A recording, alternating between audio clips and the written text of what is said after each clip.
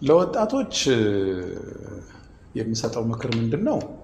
በተለይ በሀገራችን አሁን ባለው ሁኔታ ሁሉም የሚወራው ኢንተርፕሬነርሺፕ ይባላል። ሚዲያው ምናምን የስልጠና ተቋማቱ በሙሉ ኢንተርፕሬነርሺፕ ላይ የሚያወሩ ናቸው። የኔ አቋም ግን ከዛ የተለየ ነው። በአንድ ሀገር ላይ ለውጥ ሊያመጡ የሚችሉት ኢንተርፕሬነርሺፕ ብቻ ሳይሆን ኢንትራፕሬኒውርስ የሚባሉም አሉ።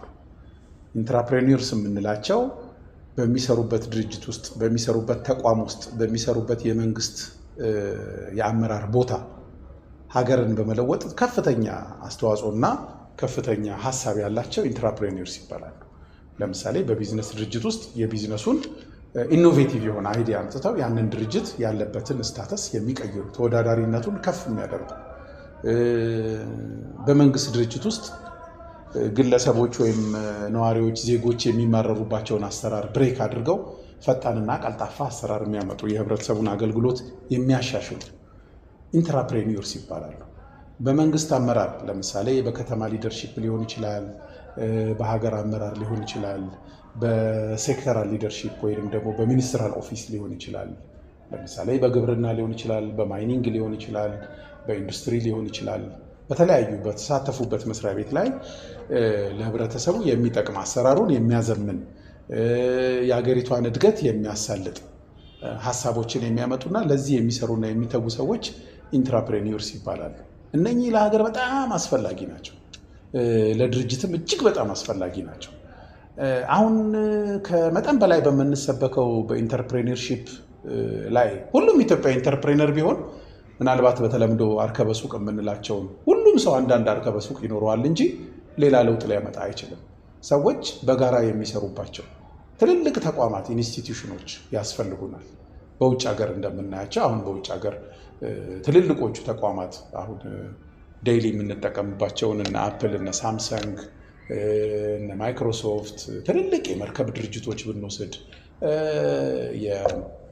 የካፒታል ገበያ ማኔጅመንቶችን ብንወስድ፣ የፈጠራ ስራዎችን ብንወስድ፣ የስፔስ ሳይንሶችን ብንወስድ፣ እነዚህ ውስጥ ትልልቅ ለውጥ የሚያመጡት ኢንትራፕሬኒውርስ የሚባሉ ናቸው። እነኚህ ደግሞ የግድ ወደ ኢንተርፕሬነርሺፕ መቀየር ላይ ያስፈልጋቸው ይችላል። ጸጋቸው፣ ችሎታቸው ወይም አቅማቸው ወይም በዛ በቢግ በሆነ ቪዥን ውስጥ ያንን ተቋም በተለየ መንገድ በማየት በተለየ መንገድ በመገምገም ችግሩን በተለየ መልኩ እስካን አድርጎ አውጥቶ ለዛ የሚሆን ሶሉሽን በማምጣት ኢንትራፕሬነርስ ለሀገር በጣም ኢምፖርታንት ናቸው። በተለይ እኔ አሁን ሀገራችንን ሳስበው ሁሉም ሰው በመንግስት አመራር፣ በድርጅቶች አሰራር በመሳሰሉት ነገር የሚማረረው ሁሉ ኢንተርፕሬነርስ ስለጠፉ ብቻ ሳይሆን ኢንትራፕሬነርስም ስለጠፉ ነው። ስለዚህ ለወጣቶቻችን ሁሉም ወጣት የግድ ስራ ፈጣሪ መሆን አይጠበቅበትም። ግን በሚቀጠሩበት ቦታ፣ በሚሰሩበት ቦታ ደግሞ እንደራሳቸው በመስራት እንደራሳቸው ጉዳዩን በመመልከት ችግሩን ለመፍታት ደግሞ አስፈላጊውን ጊዜ እና የፈጠራ ምርምር በማድረግ ችግሮችን በመፍታት አገልግሎት ቢሰጡ ኢትዮጵያ ውስጥ በአገልግሎት አሰጣጥ የሚማረረው ነዋሪ በሙሉ ኢንትራፕሬኒውርስ ካሉት ችግሩ ይፈታለታል ማለት ነው። ከኢንተርፕሬነርሺፕ ባለፈ ኢንትራፕሬነርሺፕ ላይ ወጣቶቻችን በሚመደቡበት በሚሰሩበት ቦታ ቢሰሩ የተሻለ ውጤት ማምጣት ይቻላል። ወጣቶቻችን በሚመደቡበት መስሪያ ቤት ውስጥ መላው የት ጋ ነው የት ጋ እናገኛለን ከሚለው ሀሳብ ምን አይነት ሶሉሽን እና ምን አይነት መላ ለስራው እንስጥ የሚል ሀሳብ ላይ ቢጠመዱ ሀገራችን ዜጎች ከሚያማርሯቸው እንቅፋቶች፣ ዜጎች ከሚያማርሯቸው ቢሮክራሲዎች ስለሚወጡ ለሀገር ትልቅ አገልግሎት ይሰጣሉ ብዬ አስባለሁ።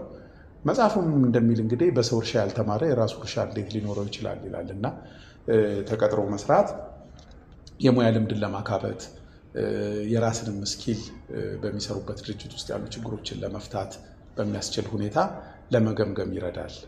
ትንሽም ደግሞ ከሰው ጋር ለመተዋወቅ የዚህ የሪሌሽንሺፕ ስኪልንም ለማሻሻል ሂውማን ካፒታልንም ለማዳበር ይረዳል እና እንደው ተቀጥሮ መስራት እንደ ኃጢአት እየሆነ በየቦታው ላይ ሁሉም ኢንተርፕሬነር እንዲሆን የሚሰበከው ስብከት ትንሽ ባላንስ ቢኖረው እና ኢንትራፕሬነርሺፕም ትንሽ ቦታውን ቢይዝ ጥሩ ነው እላለሁ እና ወጣቶች ኢንትራፕሬነርሺፕንም አፕሪሺየት እንዲያደርጉ መቀጠር በራሱ ችግር የሌለበት መሆኑን የሚማሩበት መድረክ የሚማሩበት ቦታ መሆኑን እንዲገነዘቡ ለመንገር እፈልጋለሁ።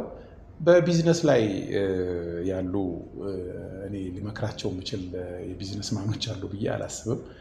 ግን ያው ሁሉም በተሰማራበት ሙያ በአግባቡና በስነ ስርዓት የሚሰራ ይመስለኛል። ስለዚህ በተሰማሩበት ቦታ ተስፋ ሳይቆርጡ ለውጦች ሳያግዷቸው የሚመጡ አንዳንድ ፖዚቲቭም ኔጌቲቭም ተጽዕኖዎችን በመገምገምና በመቋቋም እንዲሰሩ እመክራለሁ። ከዚህ በላይ ለቢዝነስ ኦነሮች የምለው የለኝም።